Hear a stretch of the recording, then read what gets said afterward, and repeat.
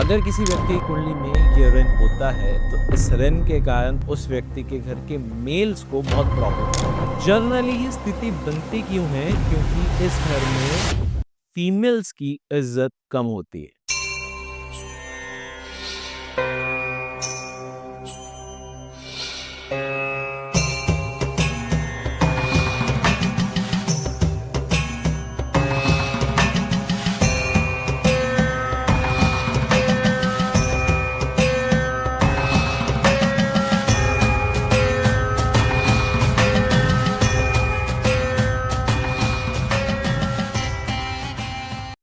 नमस्कार, आप सभी लोगों का स्वागत है एस्ट्रो अंगिरा में। आज हम जिस विषय के बारे में बात करने जा रहे हैं वो है लाल किताब का ऋण पार्ट 2। पार्ट 1 में हमने बृहस्पति देव, सूर्य देव और चंद्र देव के बारे में चर्चा की थी। आज हम बात करने वाले हैं मंगल देव, बुध देव और शुक्र देव के बारे में। तो Shukra Dev represents our marriage life, Mangal Dev represents our confidence, hard work and our brother.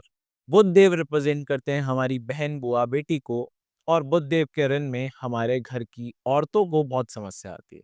तो समझते हैं ये तीनों ऋण हमारे जीवन में हमें कैसे प्रॉब्लम्स देते हैं और उनके क्या उपाय करने से हम बहुत जल्दी इन प्रॉब्लम से छुटकारा पा सकते हैं। क्योंकि ये ऋण से हम जर्नल एक एनालिसिस के तौर पर कोई भी व्यक्ति कुंडली अपनी देख सकता है और सिर्फ आपको ये चेक करना है कि जो प्लैनेट मैं बोल रहा हूँ वो आपके उस पर्टिकुलर हाउस में है या नहीं, और उस पर्टिकुलर स्थिति में है या नहीं। अगर वो उसी सिचुएशन में आपके पास निकल जाते हैं तो आपके ऊपर उस पर्टिकुलर प्लैनेट का ऋण है। जो हम उपाय बताएंगे आपको बिल्कुल एग्जैक्ट वो उपाय करना है। उसके बाद विद इन 2 मंथ्स आपको उसका रिजल्ट देखने को मिल जाएगा। हमने बहुत सारी जगह ये चीज प्रैक्टिकली कर कर देखी है, इसलिए हम आपके लिए ये वीडियो बनाकर लाए हैं। तो शुरू करते हैं सबसे पहले शुक्र देव के ऋण से। शुक्र देव हमारी जन्म कुंडली में हमारी शादी को, हमारी पत्नी को, हमारी लग्जरी लाइफ को और हमारे बैंक बैलेंस को डिनोट करती। अब हमें यह समझना है कि शुक्र देव का ऋण लगता कैसे है। तो शुक्र देव का यह ऋण लगता है जब भी हमारे सेकेंड हाउस या सेवेंथ हाउस में सूर्य देव, चंद्र देव या राहु देव आ जाते हैं तो हमारी कुंडली में यह ऋण लगता है शुक्र देव का। इस ऋण के कारण होता क्या है कि मैरिज लाइफ में छोटी मोटी अनबन चलती रहती है, जो कभी तो बहुत एक्सट्रीम लेवल पर पहुंच जाती है कि लोग ये बोलते हैं कि इनका शायद डाइवोर्स तक हो सकता है, लेकिन बच जाता है। या फिर ये कंडीशन तक आ सकती है कि डाइवोर्स हो भी जाए तो मैरिज लाइफ बहुत अच्छी रहे, ऐसा हम नहीं बोलते। दूसरा पॉइंट, इस पर्टिकुलर पोर्शन में इन्हें खर्चा करने की आदत बहुत ज्यादा होती है, या फिर ये कहें कि इनका बैंक बैलेंस बहुत मेहनत के बावजूद भी वो कम ही होता है, ज्यादा नहीं हो पाता। तीसरी प्रॉब्लम जो इसमें आती है वो हमारी होती है कि ये व्यक्ति लग्जरी लाइफ जीना चाहते हैं, लेकिन उसमें हमेशा प्रॉब्लम आ जाती है, जी नहीं पाते। क्योंकि अगर बैंक बैलेंस कम हो गया, थोड़ा मैरिज लाइफ में थोड़ी सी खटपट चलने लगी, तो थोड़ी सी प्रॉब्लम ज्यादा बढ़ जाती है। इस कारण ये ऋण के कारण हमारे जीवन में इन चीजों से रिगार्डिंग प्रॉब्लम्स आती है। अब शुक्र देव हमें ये समस्या दे रहे हैं, इनकी आम जनरल निशानी क्या होती है? आम जनरल निशानी यह होती है कि माता लड़के को तरसती रही लेकिन लड़का ना हुआ। दूसरी कंडीशन ये हुई कि माता को मिसकैरेज हुआ, मतलब पत्नी या माता में से किसी को मिसकैरेज हुआ है। तीसरा पॉइंट ये होता है जिसके कारण ये समस्या ज्यादा बढ़ती है कि इस पर्टिकुलर हाउस में किसी माता ने, हमारे पूर्वजों में किसी माता ने कोई कष्ट सहा होता है या उसे दर दर की ठोकरें खानी पड़ती हैं अपने पति के साथ। तो इस कंडीशन के कारण हम ये शुक्र देव का ऋण आपकी जन्म कुंडली में लगा। इसका उपाय हम क्या कर सकते हैं? इसका उपाय सिर्फ और सिर्फ यही है कि सबसे पहले तो स्त्री की सेवा करें, अपनी पत्नी को आदर सम्मान दें, उनके साथ ज्यादा लड़े मत। दूसरी चीज, बैंक बैलेंस को सेव करने का सबसे बढ़िया तरीका ये है कि आप आपके पास जब भी पैसा थोड़ा-सा सेव होता है, तो उसे कहीं न कहीं इन्वेस्ट कर दें और ऐसी जगह इन्वेस्ट करें, जहाँ से गारंटीड रिटर्न में आपको मिले। ऐसे नहीं कि आपके पास कुछ पैसा सेव हुआ, तो आपने किसी और ऐसी 1 का 3 वाला स्कीम में लगा दिया, जो कि पता चला कि 1 भी गए और 3 की तो आस ही छोड़ो। तो ऐसा कुछ नहीं करना।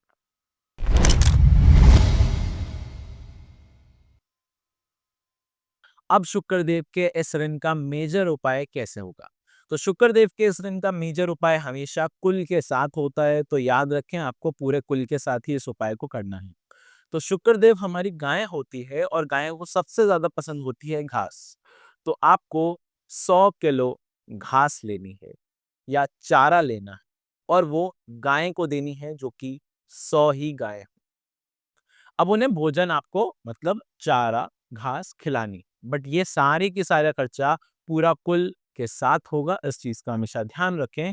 और अगर कुल में मतलब चाचा ताया पैसा नहीं देते, तो आपको वो सारा पैसा अपनी जेब से लगाना होगा। बट याद रखें, जब भी आप ये चीज का उपाय करते हो, तो उसमें सिक्के जरूर इंक्लूड होने चाहिए। हमेशा कुछ भी नोट के साथ सिक्कों का प्रयोग जरूर करें जब भी आप उपाय रूप कोई काम करते हैं। तो इस चीज का हमेशा ध्यान रखें। तो ये उपाय से आपके शुक्र देव का ऋण जो है वो खत्म हो जाएगा। दूसरा उपाय इसमें जो हम कराते हैं वो होता है कि अपने वजन समान चारा गौ को खिला दें या गौशाला में दे दें। तो ये चीज बहुत ज्यादा एप्लीकेबल होती है जब भी आपकी जन्म कुंडली में शुक्र देव का ऋण होता है। इससे हमारे शुक्रदेव प्रसन्न होंगे और इन पर्टिकुलर चीजों में ऑब्स्टेकल्स नहीं देंगे। तो नेक्स्ट जिस प्लैनेट के बारे में हम बात करते हैं वो है मंगल देव। तो जानते हैं कि मंगल देव का रन कैसे लगता है। Mangal Dev represents our hard work, confidence और हमारे भाई को भी मंगल देव रिप्रेजेंट करते हैं। और सबसे मेजर चीज ये है कि इस पर्टिकुलर पॉइंट पर मंगल देव हमारे करियर को और हमारे माइंड को भी रिप्रेजेंट करते हैं, क्योंकि फर्स्ट हाउस जो है वो हम खुद होते हैं।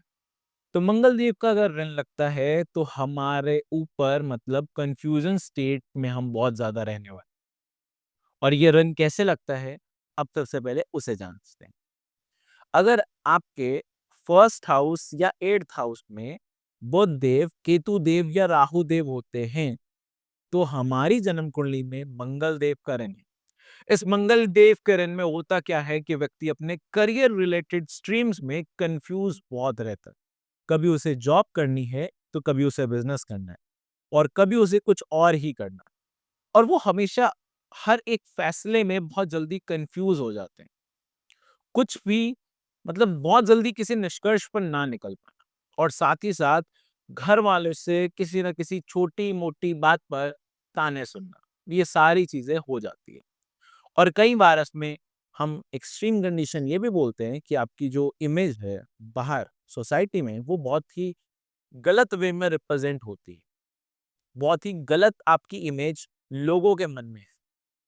साथ ही साथ ऐसे व्यक्ति का जो कॉन्फिडेंस होता है वो बहुत जल्दी ओवर कॉन्फिडेंस में बदल जाता है, और ऐसे व्यक्ति को अपने जीवन में बहुत ज्यादा संघर्ष भी करना पड़ता है इसी कारणवश।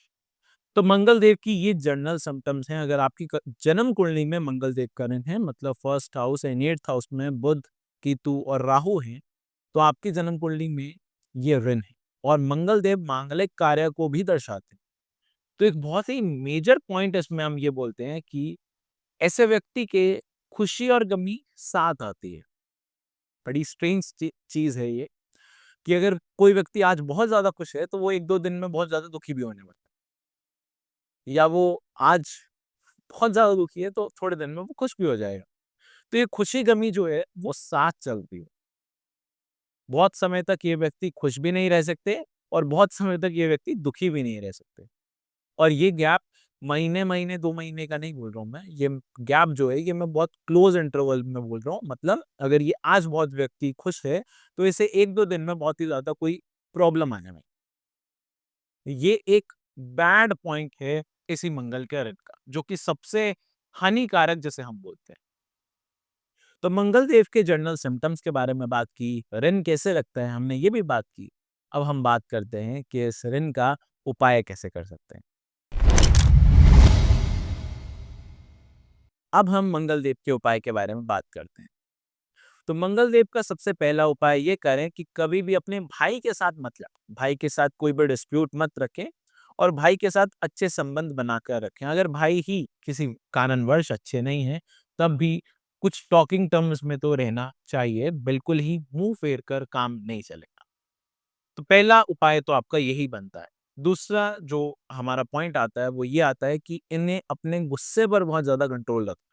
अगर ये व्यक्ति अपने गुस्से पर कंट्रोल नहीं रख पाते, तो भी ये मंगल इनके लिए बहुत ही ज़्यादा हानिकारक साबित होने वाला है।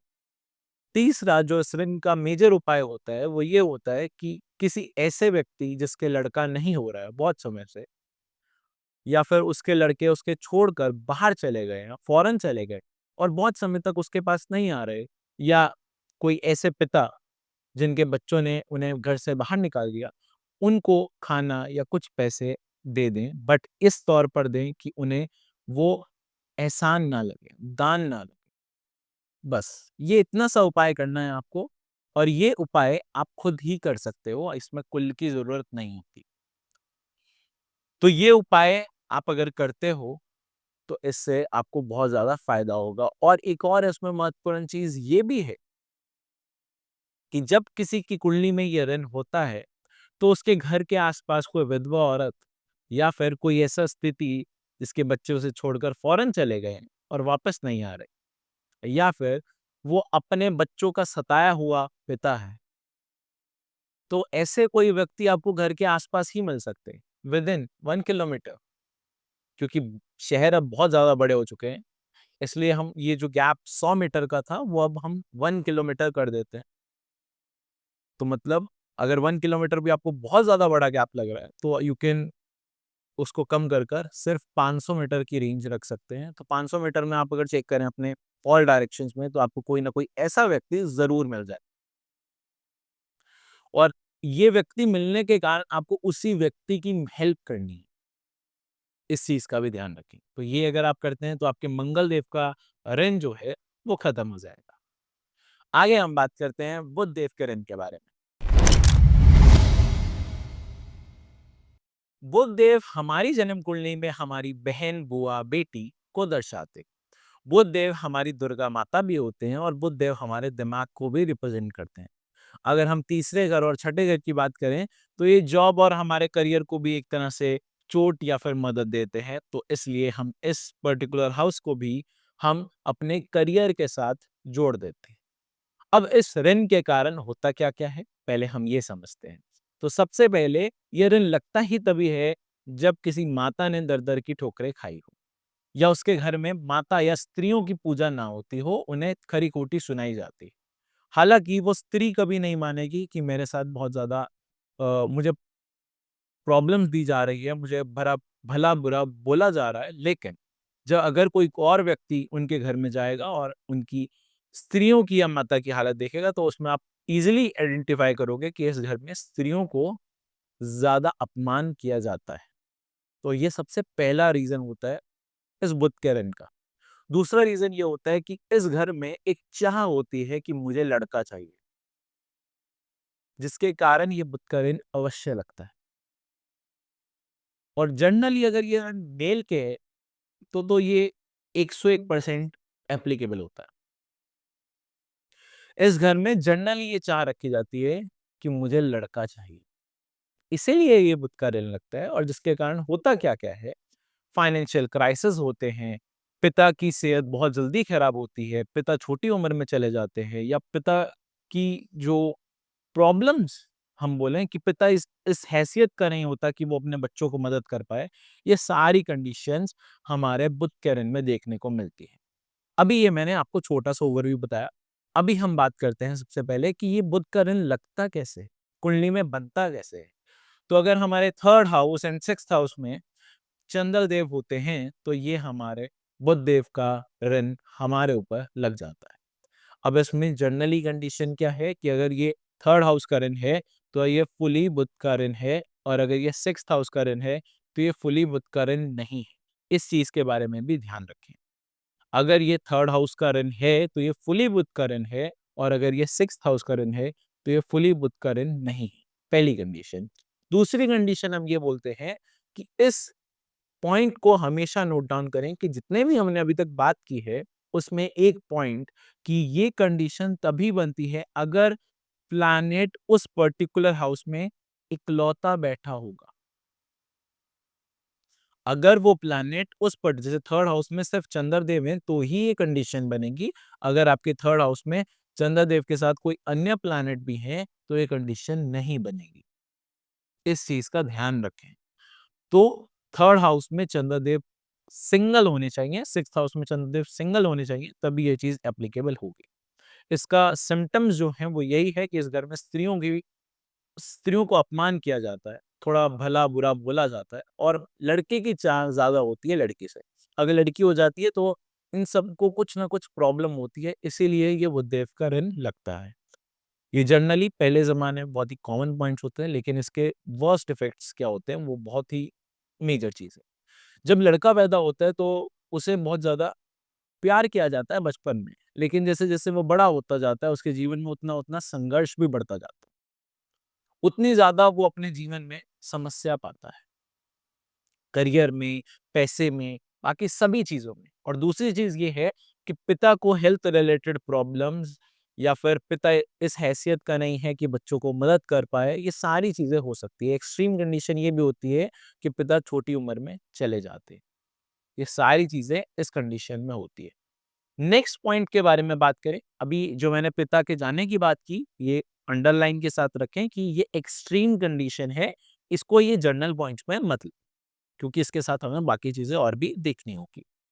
नेक्स्ट पॉइंट के बारे में बात करें तो करियर में भी problem, confusion in careers, financial स्थिति, बहुत कुछ करने के बाद भी फाइनेंशियल स्थिति सुधर नहीं रही है, पैसा आता है और पैसा चले जाता है, यही कंडीशन बन रही है, कुछ बहुत ज़्यादा सेव नहीं कर पा रहे हैं, खर्च बीमारी पर या किसी अन्य चीज़ पर कुछ ना कुछ, जितना मर्ज़ी सेव करने की कोशिश करते हैं लेकिन फिर भी खर्चा हो जाता है, तो ये सारी एक प्रॉब्लम्स हैं, जो कि हम बोलते हैं कि ये बुध देव के ऋण में आम तौर पर हम पाते हैं। माता जनरली इस व्यक्ति का जीवन बनाने में या बिगाड़ने में बहुत बड़ा मेन रोल प्ले करती है।